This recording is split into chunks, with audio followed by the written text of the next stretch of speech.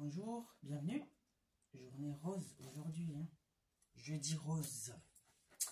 Alors, aujourd'hui, je vais vous parler de la défenseur des droits. Donc, j'ai volontairement choisi de parler de cette autorité au féminin.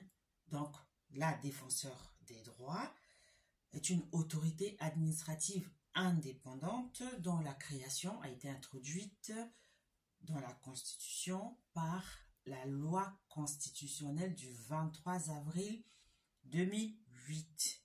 Donc, la défenseur des droits est nommée par le président de la République pour un mandat de 6 ans non renouvelable. Donc, on l'a dit dans une précédente vidéo, cette nomination fait partie des pouvoirs propres du président de la République. Donc, l'actuel défenseur des droits s'appelle Claire Hédon. C'est la raison pour laquelle, justement, j'ai choisi d'en parler au féminin. Donc, selon l'article 71-1 de la Constitution, la défenseur des droits rend compte de son activité au président de la République et au Parlement. Donc, les nouvelles missions de la défenseur des droits sont issues de la fusion des 3 autres autorités administratives indépendantes dont quasiment personne n'en a entendu parler à part une seule, à savoir le défenseur des enfants, la Commission nationale de déontologie de la sécurité et la fameuse HALD, la Haute Autorité de lutte contre la discrimination, contre les discriminations et l'égalité. Donc, les fonctions de la défenseur des droits sont incompatibles avec celles de membres du gouvernement et de membres du Parlement. Donc, il faut noter que la défenseur des droits dispose de pouvoirs beaucoup plus étendus que ceux du médiateur de la République. Elle est assistée pour ce faire de 300 délégués départementaux.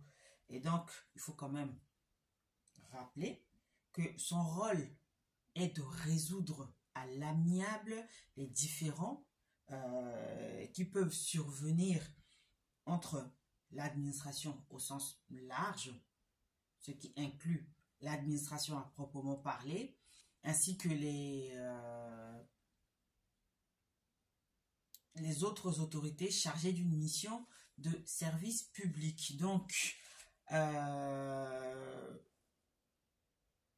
règle ces différends donc, entre l'administration au sens large et les administrés. Donc, elle dispose de larges pouvoirs d'investigation, donc qui lui permettent de vérifier la réalité des griefs qui sont formulés à l'encontre de l'administration et ainsi donc